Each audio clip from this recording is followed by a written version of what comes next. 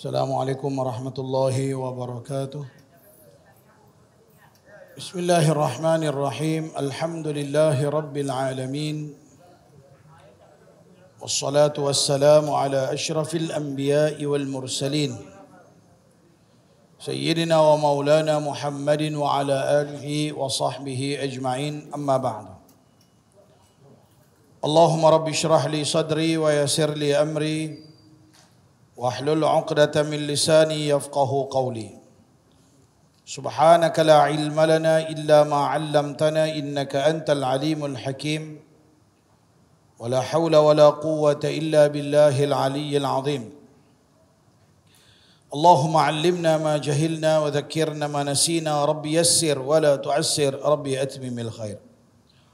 Alhamdulillah, kita bersyukur kehadrat Allah Subhanahu wa taala yang dengan keizinan dan taufik daripada Allah kita diberikan kesempatan untuk berada di rumah Allah dalam rangka kita mengimarahkan rumah-rumah Allah Subhanahu wa taala dengan kepelbagaian amalan.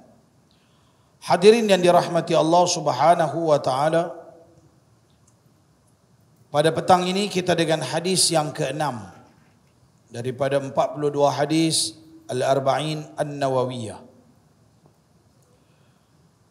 Kita riwayatkan sebuah hadis yang sahih dikeluarkan oleh Imam Al-Bukhari dan Muslim. Diriwayatkan daripada Abi Abdullah An-Nu'man ibni Bashir radhiyallahu anhuma qala. Dia kata sami'tu Rasulullah sallallahu alaihi wasallam yaqul, aku mendengar Rasulullah sallallahu alaihi wasallam bersabda, innal halala bayyinun, sesungguhnya yang halal itu jelas. Kalau tanya saya, jelas apa dia? Jelas kepada orang yang belajar, orang yang faham. Kalau dia tak belajar, kalau dia tak pernah ambil tahu pasal agama, nak jelas apa? Cuma maksud jelas di sini kebanyakan orang tahu. Kebanyakan orang Islam tahu, ramai orang tahu, maka di sini maksud dia jelas. Lebih ramai orang mengetahui tentang hukum dia, kata benda tu haram.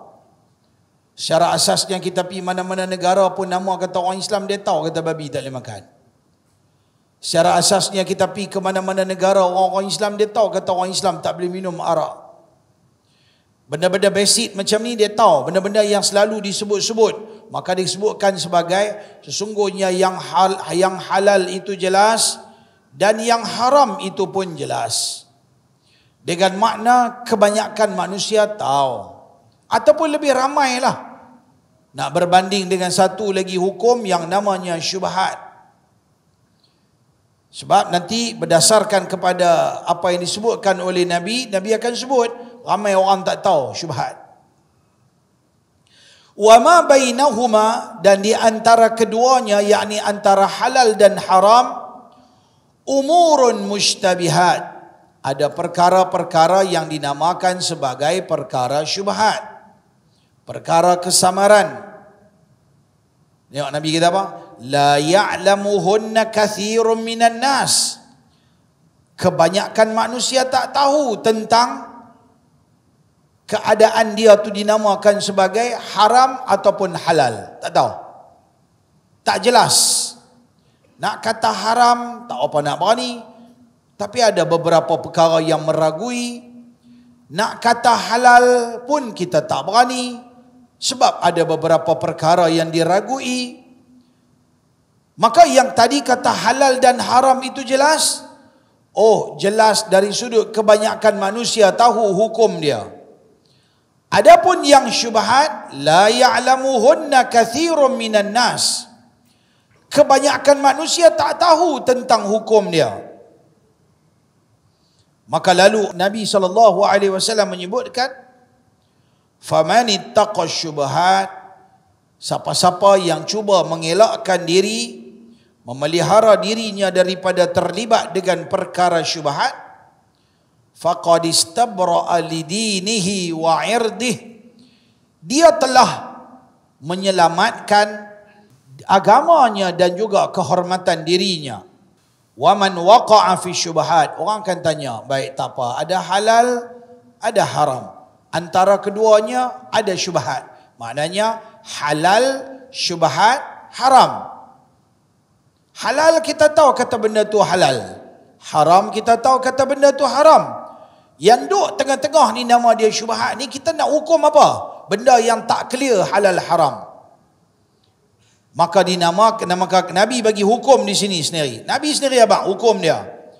Wa man waqa'a fi syubhat, siapa terjebak dengan perkara-perkara yang syubhat, waqa'a fil haram, jatuhlah dia pada perkara yang haram. Ya, hukum dia adalah haram. Karra'i yar'a haula al-hima, seperti mana seorang pengembala binatang yang mengembala binatangnya itu di kawasan larangan, yushiku ayyarta'a fih, dia ni hampir-hampir dia boleh mai dah nak masuk ke kawasan larangan. Sila-sila air bulan dia tanpa dia sedar, pasal dia duduk main betul-betul border, boleh jadi dia akan terlajak pergi kepada had orang lain. Lalu kata Nabi, ala wa inna fil jasadi mudghatan, ketahuilah dalam tubuh badan anak Adam, manusia ini ada seketul daging. Idza salahat salahal jasadu kulluh, kalau baik daging ini maka baik seluruh anggota badannya. Wa idza fasadat fasadal jasadu kulluh, apabila rosak daging ini maka akan rosak seluruh tubuh badannya. Ala wahiyal qalbu, ketahuilah yang dimaksudkan dengan daging tersebut adalah jantung manusia itu sendiri. Hadis ini sahih dikeluarkan oleh Imam Al-Bukhari, hadis yang bernombor 52, dan dikeluarkan oleh Imam Muslim dalam sahihnya, hadis nombor 1599. Hadirin yang dirahmati Allah Subhanahu wa taala, berdasarkan kepada hadis ini kita boleh memahami satu tuntutan yang disuruh dalam agama supaya kita elakkan diri kita daripada terjebak dengan perkara yang dinamakan sebagai syubhat. Hari ini dalam kehidupan kita terlalu banyak sangat, hampir-hampir susah untuk nak dielakkan diri daripada syubhat. Hampir-hampir susah. Saya katakan macam teramat-amat susah. Tapi itu bukan bererti tak boleh lari daripada syubhat. Boleh lari daripada syubhat, tapi susah untuk nak lari daripada syubhat. Okey? Dia memerlukan kepada kesungguhan, keimanan yang mantap, semangat yang istiqamah untuk mengelakkan diri daripada perkara-perkara yang dinamakan syubhat. Sebagai contoh, saya bagi satu contoh. Katakanlah contoh dia, kita beli makanan yang dijual di pasaran menggunakan minyak. Menggunakan minyak. Minyak masak. Minyak kelapa sawit, minyak masak. Minyak di pasaran ada dua macam minyak. Ada minyak yang baru. Yang baru diproses daripada kelapa sawit, keluar daripada kilang, keluar mai orang tak pernah guna lagi. Ada satu lagi minyak, dia panggil minyak recycle. Minyak ni dia pada guna dah di hotel, di kedai-kedai makan yang mahal-mahal. Dia pada masak dah kali pertama, dia jual balik minyak. Dia kira masak sekali ya, kurang kolesterol. Minyak lagi banyak kita guna, maka lagi banyak dia punya kolesterol. Peratus untuk kita nak terjadinya kolesterol amat tinggi dalam badan kita. Lagi pula minyak apabila dimasak berulang kali, bukan sekadar kolesterol, tapi racun dalam tubuh badan manusia. Racun. Untuk pergi tengok daripada goreng apa-apa makanan sampai hitam minyak. Goreng pisang. Orang Pulau Pinang kata cuk pisang. Donat. Patongko. Belah-belah Kuala Lumpur dia kata cakoy. Kita belah-belah utara sini kita panggil Pak Tongko. Orang Thailand kata Patongko. Nah, orang Thailand kata begitu, Patongko. Mai kat kita di sini kata Pak Tongko. Lebih kurang. Dia berarti goreng minyak ni bagus punya. Boleh rendam orang kali masuk dalam tu. Minyak sampai hitam. Bila hitam sangat, dia pada mula bubuh minyak lain pula. Campur bagi dia jernih sikit. Tapi tak jernih ingat, dia kelabur sikit. Esok tambah. Punya nasib minyak. Ditambahkan lagi apabila menggunakan minyak recycle. Saya pergi satu tempat. Saya nak beli, dia lebih kurang macam pasar malam gitu lah. Saya lalu dekat kawasan tu, ini cerita beberapa tahun yang lalu. Saya lalu petang, dalam pukul 3-4 petang, saya ada urusan satu tempat, lepas tu tengok belakang tu pasar malam, tapi dia orang tak ramai lagi lah, macam ada 2-3 orang duk main pacak siap dah, payung-payung dah. Dia ni main jual jenis cucuk-cucuk main jual cucuk-cucuk. Lepas tu saya pun pergi nak beli cucuk. Saya pun pergi, saya duk tengok, dia baru start, baru duk perangai minyak. Kuih tak ubur lagi, kira baru duk perangai. Saya pun pergi tengok, saya tengok dia buat kerja. Tapi kira masa saya main tu, saya nampak dia duk pegang minyak tau. Jadi saya pun macam, oh tak ada lagi lah. Dia sambil duk menyembang dengan saya, sambil dia duk buat kerja. Oh tak start lagi bang. Oh, baru duk sembang-sembang. Saya pun duk tengok, dia bawa keluar minyak daripada kotak. Dia bawa keluar minyak recycle. Dia bawa keluar. Lepas tu, tahu dia buat apa? Kalau kita buat macam mana? Kita ambil gunting ataupun pisau, kita potonglah sikit. Lepas tu kita tuang lah macam tu dia. Yang ni tak ada. Special minyak, express. Minyak tengah panas, ambil minyak yang duduk dalam plastik tu, rendam dalam minyak panas tu. Jadi dia tak payah potong lah, dia angkat tu, minyak itu keluar. Save masa. Plastik tu, siapa kau duk pegang? Duk tak ada. Tak basuh, tak apa. Allahu Akbar, pengotok. Saya tak maaf tuan-tuan, susah kita nak elak. Nasib baik saya nampak depan mata saya. Kalau saya tak nampak orang lain, ya betul, kita boleh katakan macam ni.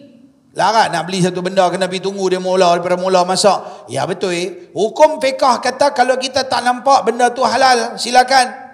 Tapi kalau dah nampak, kenapa kita tidak lebih berhati-hati? Sebab tu makan di rumah lebih baik. Makan di rumah lebih baik. Pergi beli, balik, masak, basuh sebelum tu apa. Orang Melayu basuh siap selawat lah. Walaupun bagi saya, tak apa, ikut suka. Nak selawat tak mana, tak apa, jangan duduk selawat dalam jamban sudah. Ha? Nak baca selawat, tapi tidak syarat untuk basuh makanan mesti kena baca selawat. Orang tua-tua ya. Oh ni kita kena selawat lah apa semua. Ni basuh selawat. Awak kalau basuh selawat, kalau najis, boleh bersih lah.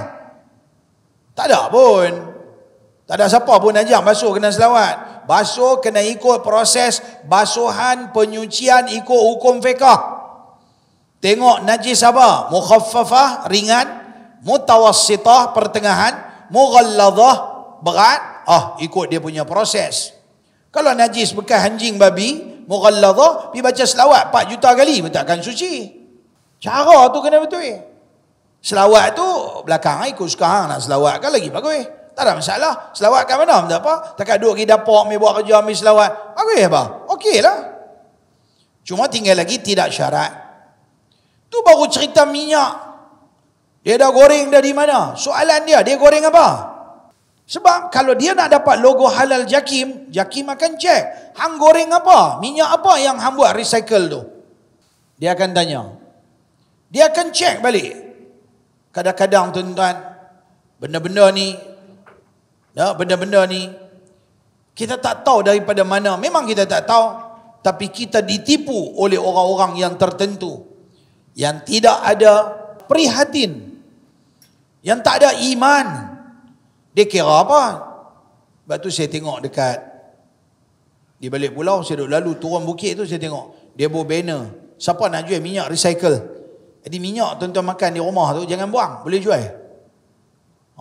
Adalah kot dia ambil berapa kilo. Persoalannya dia ambil, kalau dia tapih-tapih, kemudian dia buat, apa benda dia masak? Ya, kita boleh kata kalau kita tak nampak depan mata hukum dia halal, tapi kesan makan daripada benda yang najis, benda yang haram, tetap juga darah daging kita akan rosak. Kita kena terima risiko dia. Katakanlah ada orang goreng daging babi bagi kita makan, telinga babi goreng, bau kicap. Kita tak tahu. Kita pun pergi makan apa ke mana ke restoran, bagus punya keruk-keruk. Mereka kata lah keruk-keruk, saya tak tahu. Sebab saya tak pernah makan. Ni cerita orang yang makan. Dia kata telinga babi goreng bau kicap, keruk-keruk dia kata. Okeylah, katalah dia makan. Bagus yang order tu silap. Macam mana kan main kat kita. Kan? Kita pun makan kenyang. Kita tak tahu kan. Kita dah masuk kedai tom yam orang Islam. Okey, masuk lah makan. Kita mana tahu. Kita dah makan semua kenyang. Oleh kerana kita tak tahu, makan hukum dia bukan halal. Maksudnya tak berdosa. Makanan tu tetap haram. Kalau kita makan kalau tahu, tapi memandangkan kita tak tahu, makanan tu tetap najis. Memandangkan kita tak tahu, maka bagi kita tak jadi dosa.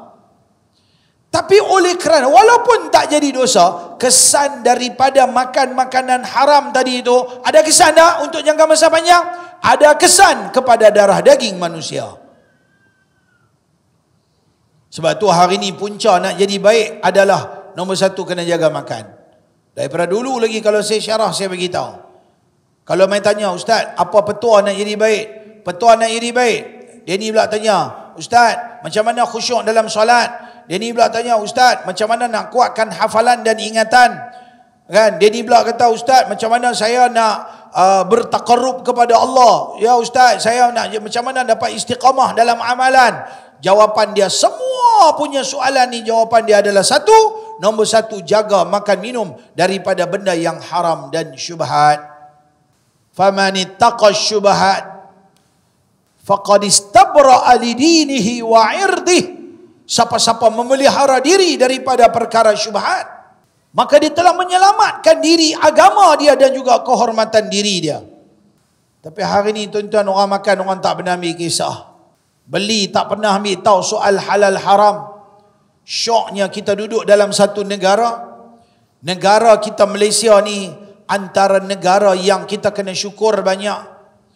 Negara yang menekankan juga ataupun menitik beratkan, walaupun saya faham di peringkat pelaksanaan banyak benda yang masih lagi sukar untuk nak dapat dikawal, tetapi kita duduk dalam satu negara kita JAKIM ambil satu sikap yang agak tegas untuk mendapatkan halal.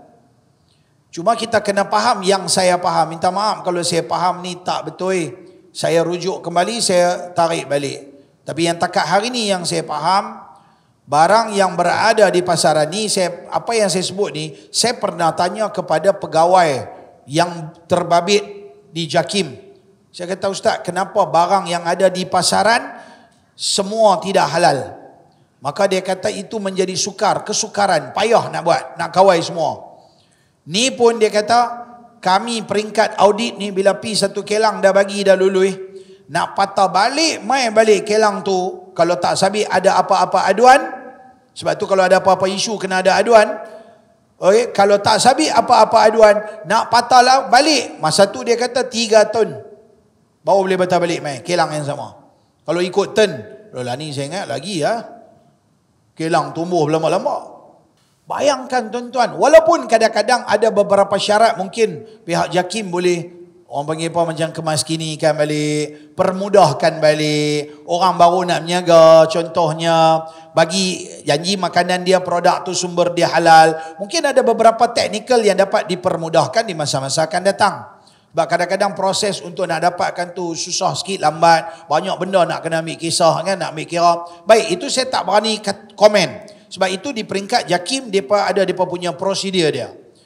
Persoalan dia sekarang yang saya tanya, apabila sesuatu makanan itu berada di pasaran, kenapa tidak dipastikan semua makanan tak dijual di dalam negara kita mesti ada halal? Maka mereka jawab itu susah. Peringkat lah ni, mereka pun tak cukup tenaga, tak cukup macam-macam serba-serbi. Kecuali kami letakkan macam ni. Syarat yang diletakkan oleh JAKIM yang saya tahu, minta maaf kalau saya tak tahu. Ini yang saya tanya dulu. Beberapa tahun yang telah lalu, ada seminar dibuat oleh pihak JAKIM. Dia kata macam ni, kami hanya memantau makanan, minuman ataupun produk yang meletakkan logo halal JAKIM yang bintang saja. Faham tak? Yang tu ya, yang orang buat permohonan. Ataupun dia tak buat permohonan, tapi dia bubuh logo halal JAKIM bintang. Yang tu boleh diambil tindakan. Hang tak dapat kelulusan tapi hang bubuh logo halal bintang. Itu salah. Tetapi Tetapi kalau dia buat satu produk tu tak ada halal, dia tak habaq pun halal haram, dia tak kata apa pun. Dia bubuh ingredient dia, oh dia masak macam ni, dia buat macam ni, dia buat macam ni, barang apa dia guna. Lepas itu dia guna bahasa saintifik yang kita tak tahu pula. Perkataan daripada khinzir saja yang diguna pakai untuk produk ni ada lebih kurang 20 ke 30 jenis nama. Kita mana tahu, lagi tak tulis nama babi ke, nama khinzir ke, mana kita tahu. Betul tak? Kita tak tahu, dia pun guna bahasa saintifik. Akhirnya, dia tak berbuat halal tak apa. Maka produk tu boleh berada di pasaran. Dari sudut undang-undang, dia tidak salah. Yang salah siapa? Salah kita kerana makan produk yang tidak ada halal. Tapi tuan-tuan, kesedaran untuk dapatkan halal, kata dengan Jakim, orang bukan Islam lagi lebih sedap, lebih insaf. Bagi saya macam ni, mereka nak pasarkan pasaran produk mereka, maka mereka ambil logo halal Jakim supaya mudah urusan dan mereka boleh menembusi banyak pasaran. Baguslah kesedaran macam tu. Walaupun kita tak tahu sejauh mana mereka memahami tentang halal. Tapi yang sedihnya orang-orang Islam yang menyaga, yang buat produk, adakah ambil tahu soal halal haram? Yang lebih sedihnya buat makanan hantar ke masjid buat buka puasa. Hang nak bagi orang masjid makan buat buka puasa. Hang pergi di market, hang beli mi. Mi itu halal ataupun tidak. Hang pergi di masjid market, hang pergi beli bihun, kuih tiaw, sos, kicap dan sebagainya. Hang nak balik masak, hang pasti tak benda tu adalah ada tak cop halal Jakim, logo halal bintang Jakim tu.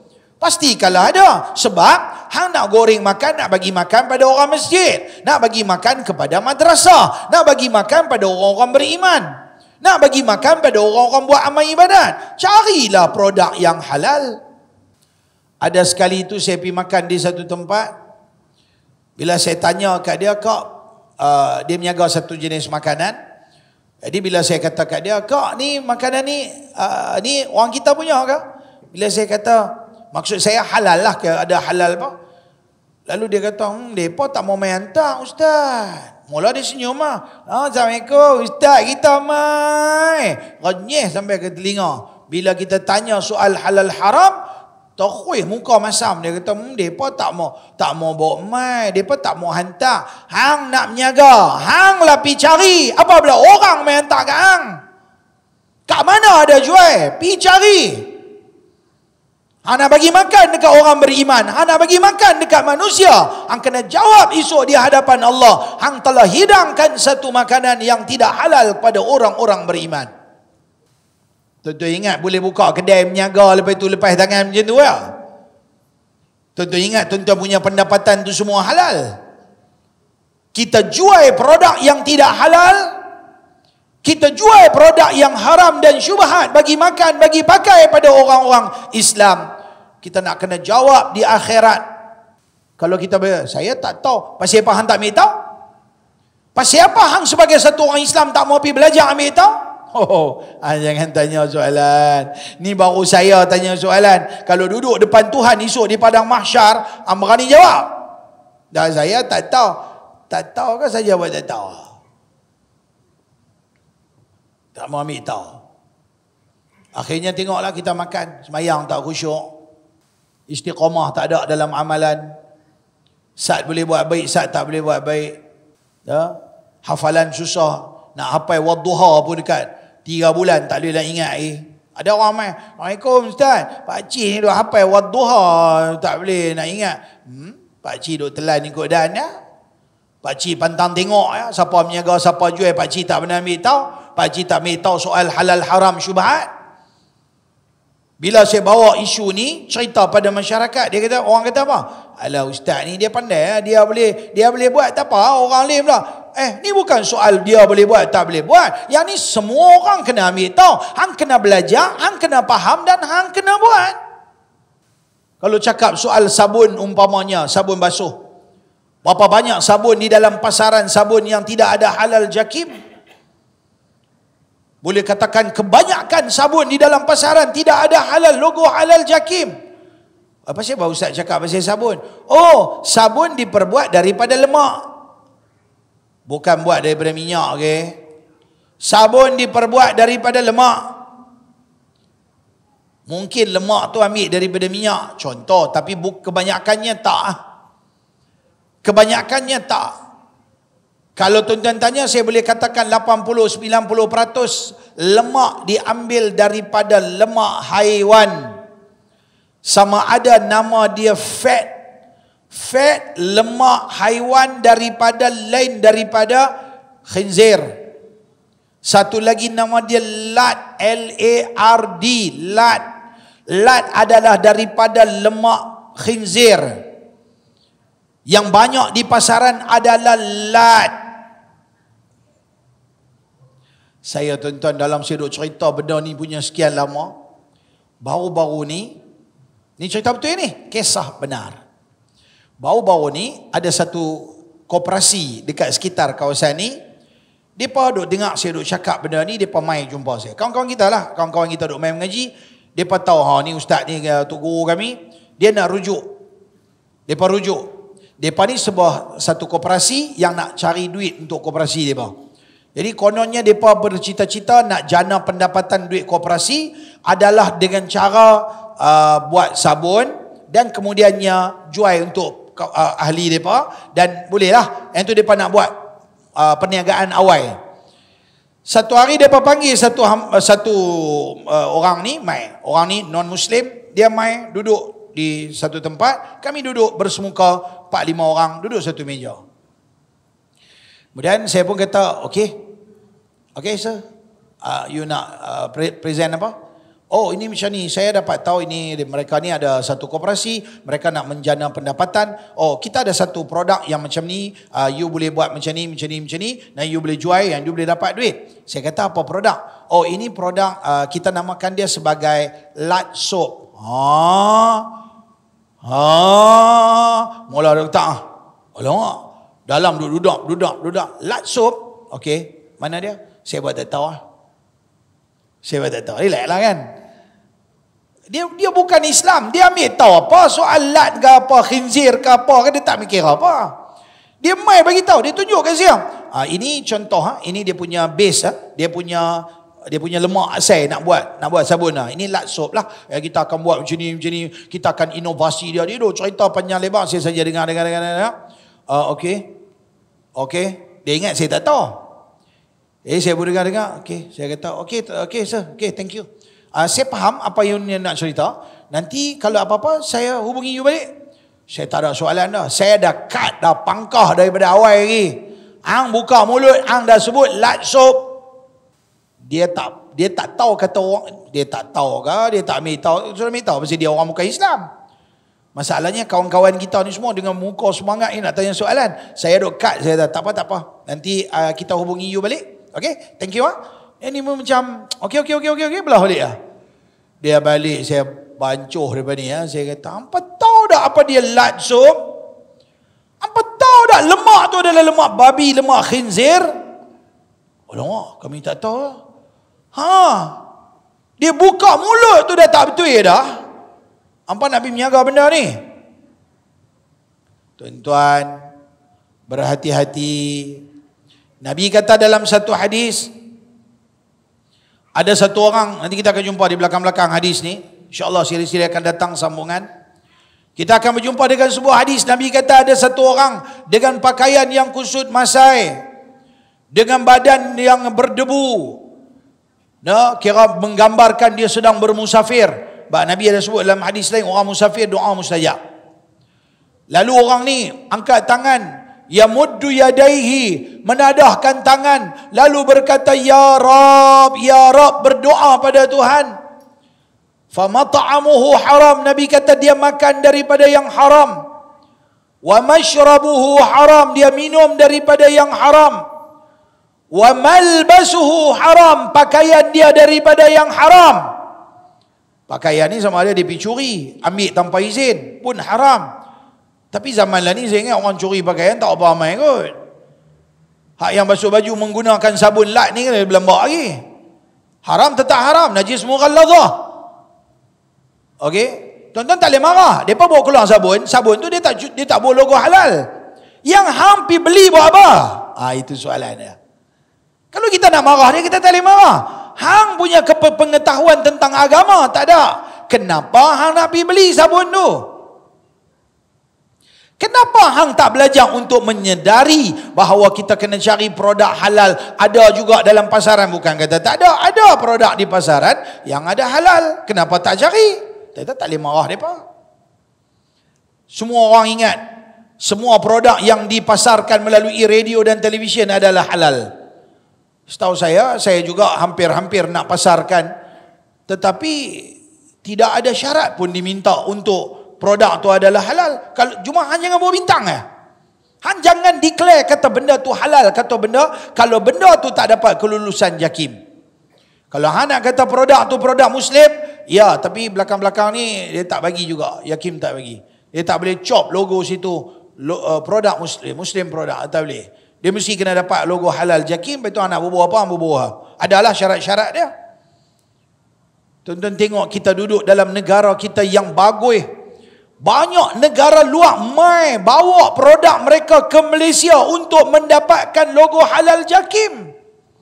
Menunjukkan bahawasanya kita punya syarat, kita punya JAKIM punya prosedur okey lah. Orang nak di peringkat antarabangsa, sebab halal, logo halal daripada tempat-tempat lain ada yang dapat diragui. Ada setengah-setengah main settle. Tapi JAKIM yang sekat saya tahu, alhamdulillah, sekurang-kurangnya kalau kita makan satu benda produk, kita tengok oh ada halal JAKIM. Nak tahu halal JAKIM, biasanya dia logo bintang tu, lepas pada tu dia akan ada nombor dia di bawah. Kalaulah apa-apa keraguan, sila masuk website dia JAKIM bahagian makanan halal. Tuan-tuan boleh cek, ambil dia punya nombor, tolong type di situ, akan keluar. Kadang-kadang yang jadi masalah, kali pertama dia buat bagi jadi halal, tapi untuk renew balik, dia dah mula tukar dia punya isi kandungan, tapi yang tukar tu dia tak ada halal, tapi dia pakai yang lama. Kita boleh tengok di situ expired bila. Maka expired jangan makan, berarti tak ada halal lah masa tu. Dia boleh tukar bila-bila masa. Ini pun ada isu-isu yang berlaku. Bayangkan ada kawan-kawan kita biasa dapatlah satu produk daging babi salai yang dibobol logo halal JAKIM. Dia tak minta pun. Dia tak minta kat JAKIM, tapi dia pergi cetak. Cetak, kelang cetak dia kira apa? Itu bintang dia bagi bintang. Masalahnya kita tak pernah ambil tahu. Kita yang tak cermat. Akhirnya kita makan, kita minum, kita pakai. Nabi kata apa? Bukan 3 tu. Wa ghudhiya bil haram, dan dia dibesarkan daripada sumber yang haram. Sebab tu tuan-tuan beruntung kita duduk dalam negara ni. Kalau tuan-tuan pergi di tempat lain, Allah, boleh amat diragui. Tambah-tambah duduk di negara yang orang Islam minoriti. Nak dapat satu benda, Allah. Saya kalau duduk pergi mana-mana negara yang susah nak makan, maka saya lebih pilih antara daging, ayam, saya lebih memilih ikan. Antara ikan dengan sayur, saya lebih memilih sayur. Saya suka macam tu. Nak vegetarian lagi bagus. Lebih, walaupun kadang-kadang benda tu nama vegetarian, tapi ada benda-benda lain dia boleh masuk. Tapi kalau benda-benda yang bersifat vegetarian ni, kita boleh gagah air. Boleh selamat. Tapi walau bagaimanapun tuan-tuan, kena berfikirlah. Nak pergi mana-mana negara, buat serunding siap-siap di sini punya bawa pergi ke. Agak nak pergi duduk berapa lama, apa benda kita nak makan, kita kena usahakan supaya kalau kita pergi di negara-negara Islam, mudah untuk kita cari produk halal. Okey. Tapi tuan-tuan, Islam menekankan bukan hanya sekadar halal, tapi kena tengok pula dari sudut yang lain. Ada tak jaga dari sudut kebersihan? Kadang-kadang kita tengok orang non-Muslim, mereka punya makanan lebih bersih daripada kita. Oh, mereka ada konsep thayyiban, tapi mai tang konsep halal mereka tak ada. Dia sebab tu Allah Ta'ala kata apa? Fakulu mimma razaqakumullahu halalan thayyiban. Satu halal, satu lagi yang tayyib. Tayyib ni apa dia? Yang baik. Berarti makanan tu bersih, makanan tu suci. Okey? Halal, satu halal. Yang penting makanan tu bersih juga. Makanan tu tidak mendatangkan kemudaratan. Ni makan tu dia lori gula tumpah, manis melecat, potong kaki. Halal tak? Halal, tapi tidak ada thayyiban. Maka ini juga dilarang dalam Islam. Sebab boleh mendatangkan mudarat. Sebab tu Nabi kata, Nabi SAW bersabda, la darar wala dirar. Jangan memudaratkan diri sendiri dan jangan memudaratkan orang lain. Ni semua hadis-hadis asas ada dalam kitab ni, nanti akan datang. Basic, sebab tu saya kata apa hadis yang ada dalam kitab ni asas untuk hang faham agama. Khatam kitab ni mengaji, nampaklah gambaran tentang agama. Nah, lepas tu kena mengaji lagi lah lebih mendalam. Maka tuan-tuan yang dirahmati Allah Subhanahu wa taala, dalam kesempatan ni kita dalam Ramadan ni sedang berfikir macam mana kita nak mencari, nak mendekatkan diri kepada Allah. Antara benda yang akan menghalang apabila kita tak jaga makan minum kita. Itulah kadang-kadang susah juga dia. Nak semua benda nak masak di rumah kita pun sibuk, nak kena beli. Bila pergi beli, ada yang terlibat dengan benda-benda yang haram ataupun yang najis dan sebagainya. Berapa ramai orang Islam yang tak pernah ambil tahu soal halal, haram dan syubhat. Saya ada 1001 macam benda nak cerita pada tuan-tuan, tapi tak cukup masa. Dan juga ada benda-benda yang minta maaf tak dapat nak kita dedahkan. Benda tu semua orang panggil apa? Kena PM tepi. Kalau nak cakap benda-benda yang lebih detail, terpaksa minta ampun, minta maaf. Terlalu banyak sangat benda-benda di pasaran yang boleh menyebabkan bila kita makan, darah daging kita akan rosak. Ingat, bila kita makan benda haram ataupun syubhat, setiap benda yang kita makan akan membentuk menjadi darah.